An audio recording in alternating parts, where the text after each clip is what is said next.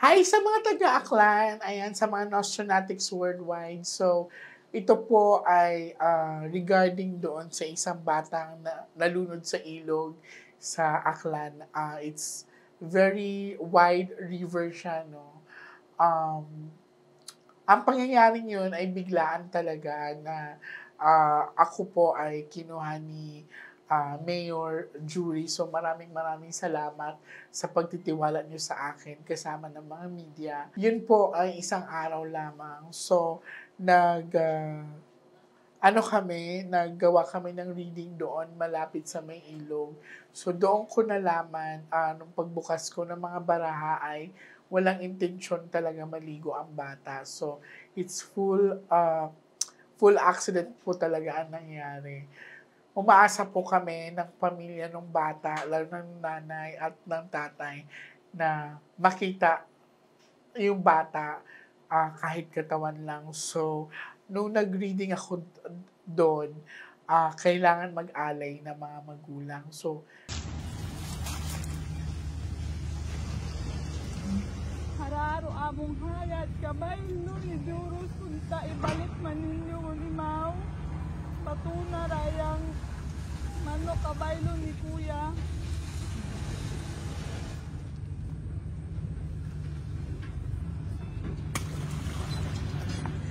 Patuna ninyo ro among hayat para kabaylo ni Durus punta ibalik maninyo uya kamon. binigyan ko sila ng instruction. Kasi nung nalunod ang bata, kinabukasan ay nagkaroon ng pagbaha sa ilog, which is nag-iba yung kulay ng tubig, naging putik talaga siya.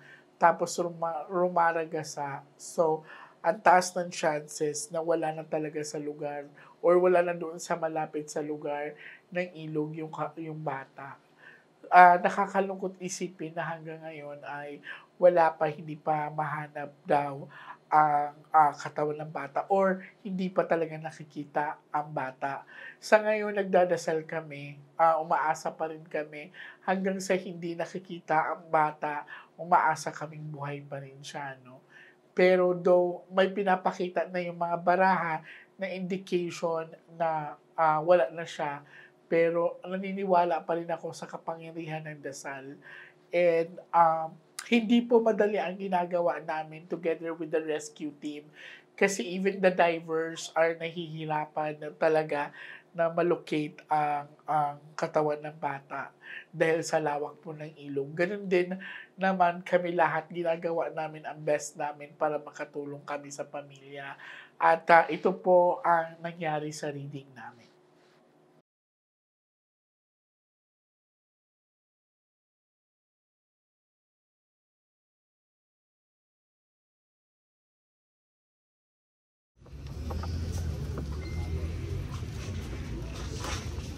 Last set of the cards. Cut mo the cards into 3. Ay, no. Katukin mo ang cards into 3. Cut mo ang baraha ng 8 pesos.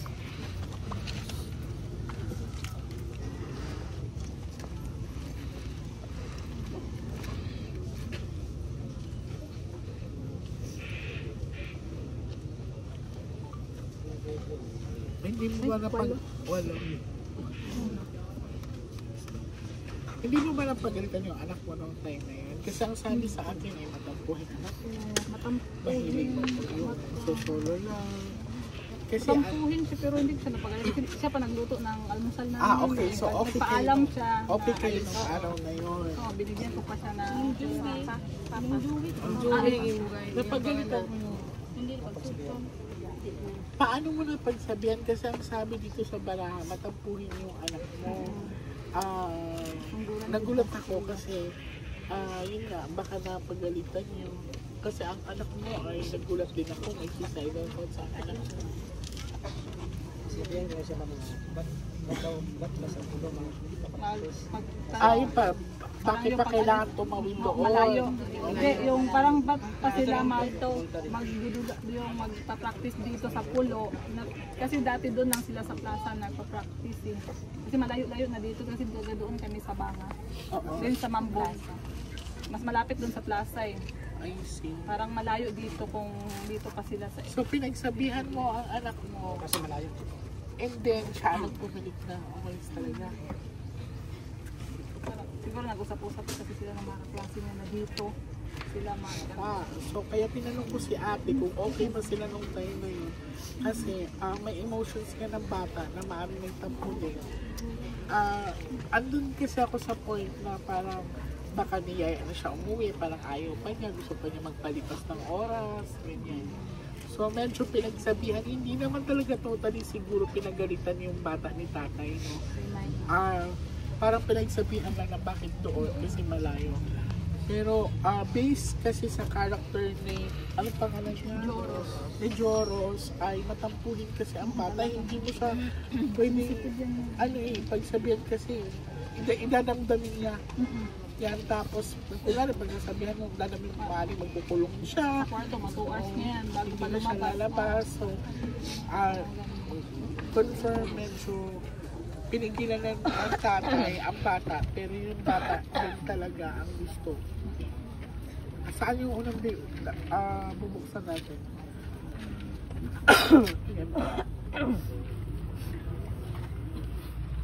O, pagtutulungan. So, ito po ay, ang cards na to is 94 cards, no? 84 or 94 cards. Pero ito twice na po lumabas, no? So, in order for us to find the boy, kailangan natin magtulungan. Next po.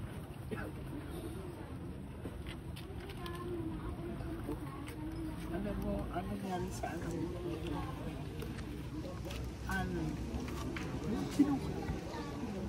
May question po ako. Hindi lang, siya lang ba ang nalugod dito sa mga matagal na panahon na nakatira kayo? Meron na daw. Meron na. Pang-ilan na po siya? Napakaalam ang Pangatlo. Kasi ang sabi dito, kasi this is, parehas sila nang sinabi nung eto. So may bantay talaga dito ng area. Yan. Pero at least sinabi niya kasi sa akin, wala na dito. Nasa area na kung saan matatagpuan ang mga ginto. Next sa atin, kailangan na natin magtulungan kasi ang sabi dito babae. Ay, basahin mo.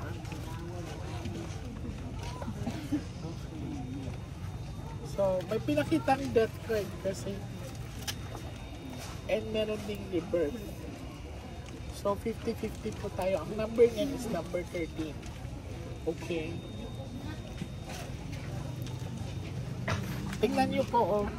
Kung a-analyze niyo po ang baraha, ito po ay yung spiritual guide. Tapos, ang kumuha sa kanya ay yung spiritual guide. Then, next po.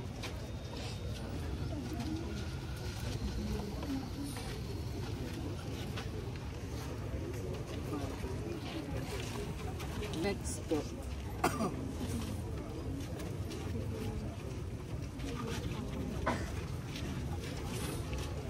ikalma niyo lang daw ang sarili niyo. Next po.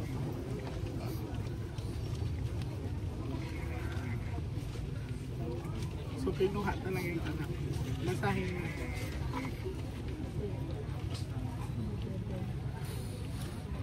Kailangan din natin mag-alay. Next po.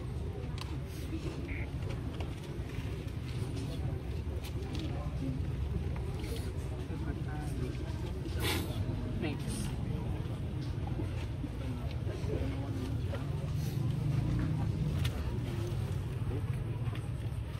So magkaroon po ang baraha. Ito kasi is may tali siya, mother. Ang interpretation ko din kasi dyan, maaaring sumabit din yung anak mo or maaaring naharangan. So, may sign of death na talaga siya. Pero ulitin ko hanggang hindi natin siya nakikita. Maging positibo pa rin tayo, ha? Okay, handa ka na? Kailangan ko lang po siyang bigyan na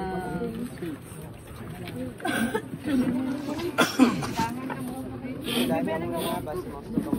Sa paggawa namin ng pagtawid, gamit ang mga baraha, yes, nagbigay siya ng mga location at mga palatandaan. Yun yung una namin pinuntahan, yung puno na nakausli at saka may puno at saka yung sa Jackstone. So, doon kami tumutok kasi yun ang malinaw na pinakita sa kanya kasi hindi din siya taga doon. So, nung tumawid siya, yun ang nag-register sa kanya. Nakikita, pag yan nakita mo na, tawid ka, dire-diretso ka na. Ano man marinig mo, ano man makikita mo, sasabihin mo sa amin, kailangan kita. Okay? Close your eyes. Kuya, patali nga po ako sa kanya po yung tama. Sige, relax ka na. Huwag ka matakot, ate. Nakakaramdam ka lang ng bigat na dibdib. Pag yan na, ramdaman mo tuloy-tuloy na. Sige po po, kailangan hindi siya.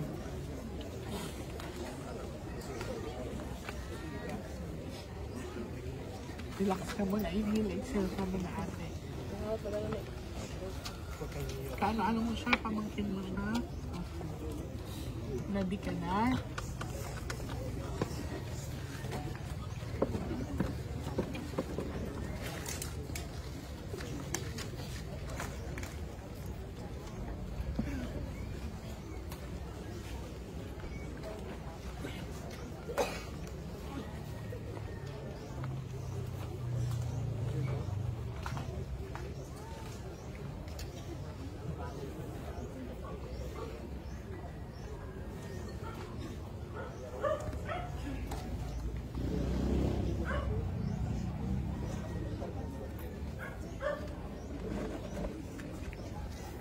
$10 to 15 minutes kung wala ka maramdaman, huwag mong pipilitin ha. Kasi baka iba ang pumasok sa akin. Okay? Anuhan mo lang siya dyan kasi dyan ka lang sa likod. Kung may makikita kang lugar na sabihin mo sa amin, lahat sasabihin mo sa amin, 10 to 15 minutes.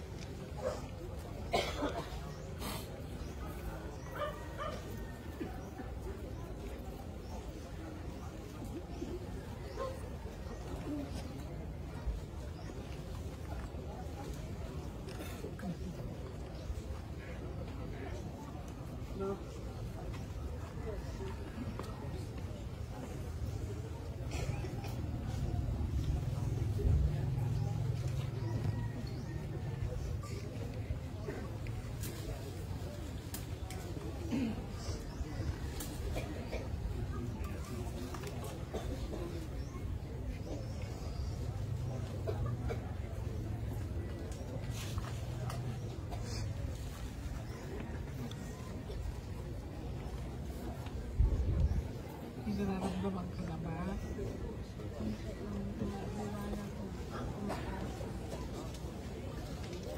Gaano kalaki, gaano kaliwanag ang liwanag? Pag may makita ka maliit na butas, diretso ka ate ha. Huwag kang bumitaw, maaari nandyan ka na sa labusan ha. Okay.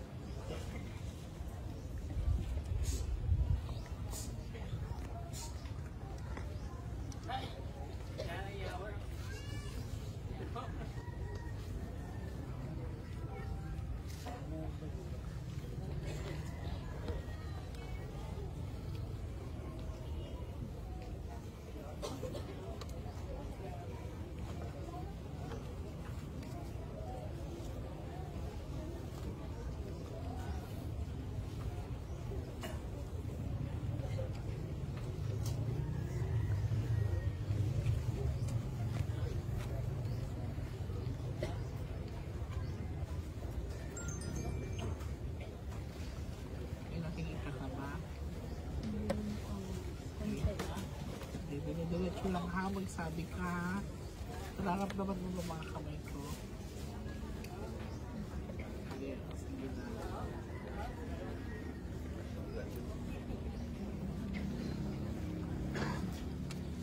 Diretso lang ba ha? Tubig lang na ikot. Okay, saan banda? Ano nakikita mo? Saan banda ang tubig na yun? Ang puno. Gano'ng kalaki ang puno, darling? Bigyan mo kami ng isang palatandaan. Parang nagbundok-bundok na kami. Gaano kasi malakas ang lugar. Huwag kang bumitaw ha. Sige.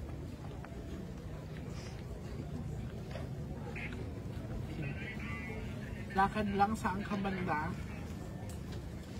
Sa may tubig na umiikot-ikot.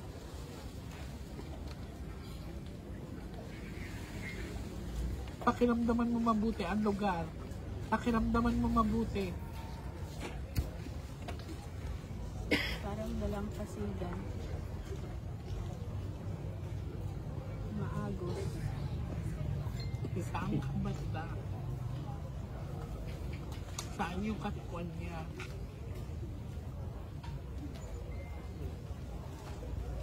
Parang malapit sa Jackstone. Sa Jackstone ka na. Okay. Hindi kami masyado nalayo.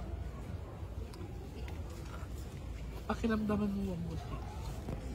Saan yung katawan niya?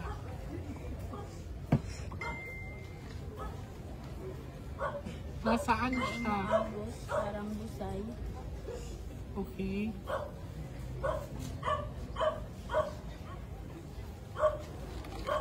Agos na parang mahaba.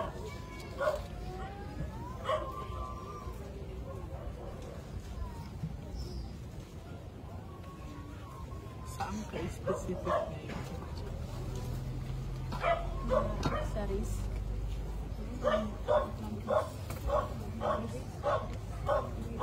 Tay, bukas sa receipt tayo. Anong ginagawa mo tayo? Ba't nandiyan ka? Pakiramdaman mo mabuti.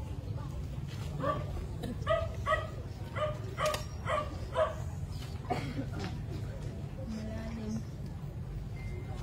Na parang may bato na square. Okay.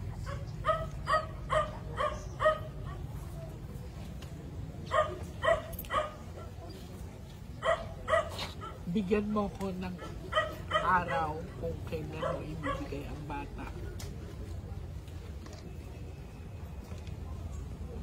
Pang-5 araw na mamaya.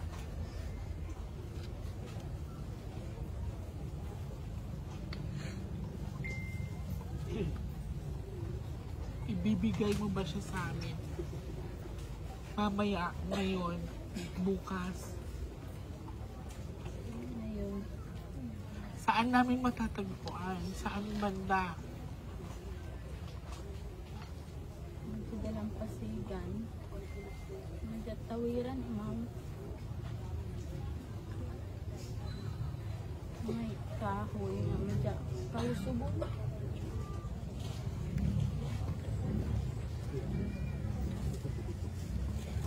Kaya mo pa? Sige, huwag kang bumitaw ha. Sigurado ka sa nakikita mo. Ibabalik mo ang bata ngayon. Ngayong araw na to. Oo.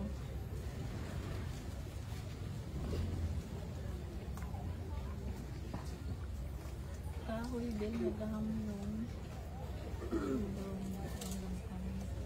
Saan banda natin makikita yan? Magbigay ka ng specific. Magbigay ka ng sign. So, kahoy, saan banda kami hihinto?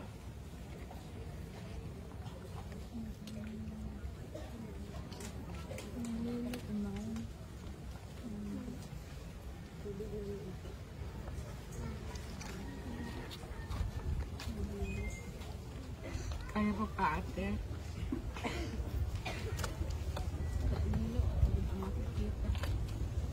Malinaw sa'yo na may umiikot na tubig. Yung kahoy ng parang baliko na sinasabi mo at square na bato. Saan banda yun? Parang nag-aago sa Imaw na masugod. Malakas yung car. Parang agos. Tapos basta may time na anabaw. May time na madalong Imaw. Okay. Ganito naman tubig. Nalusugan, kinukuangat. Parang pinapawiran. Ng mga tao. Pinapawiran ng tao. Pinapawiran. Sa unahan, yung dito-tres. Ang nakikita. Sa unahan, dito-tres. Dito ko sa altos. So, malapit Basta ka sa... nakikita ko, Riz. Na ano to. Bago Iya umabot, banda o bago umabot ano. o lampas. Hindi ko ma-trace kung bago or ano. Pero nandoon na area. Doon na Basta area. sa rest area. Okay. Sige, hinga ka maluwan. Babalik din na.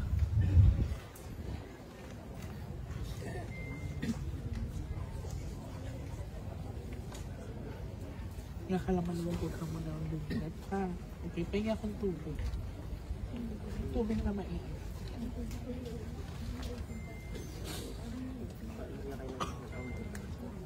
Kunin lang. Huwag ka muna luminat. Pahinga. Pahinga ka pa. Sigurado ka sa nakita mo. Iinom tubig mo.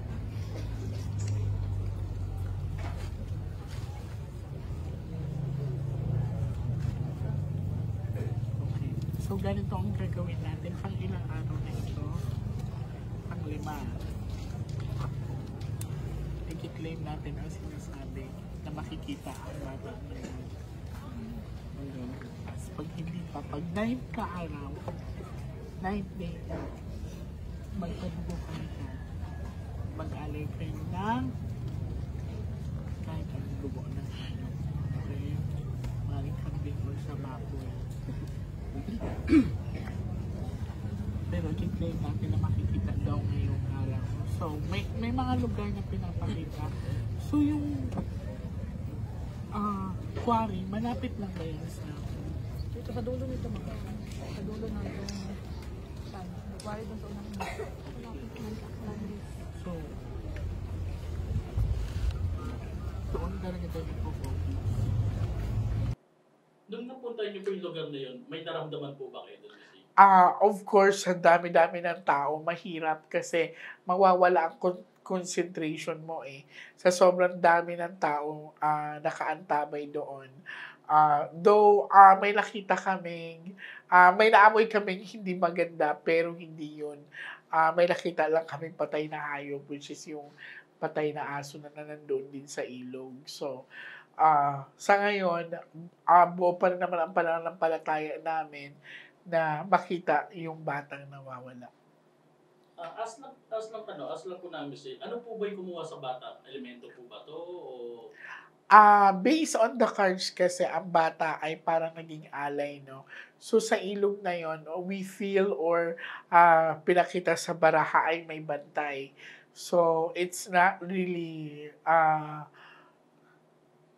natural. It's a supernatural thing ang nangyari sa bata. So, kinuha po talaga siya. Sa ngayon ay nag-aantay pa kami ng go signal ni Mayor kasi alam kong busy din si Mayor. Kasi babalik kami para sa pangalawang session sa pagtawid. Kasi ang pinakita doon ay kailangan namin mag-alay paglipas ng 5 to 7 days hanggang sa hindi pa makita yung katawan ng bata. So, magbibigay po kami ng update pag once nakabalik po kami. Mga taga-Aklan, kami po ay humihingi ng suporta ninyo sa pamamagitan ng inyong mga dasal. Hindi po ganong kadali ang mga bagay na ginagawa namin para po matulungan ang pamilya. Maging man sa rescue team, ay sana po ang safety nila ay lagi din po nating iisipin. Maraming salamat po.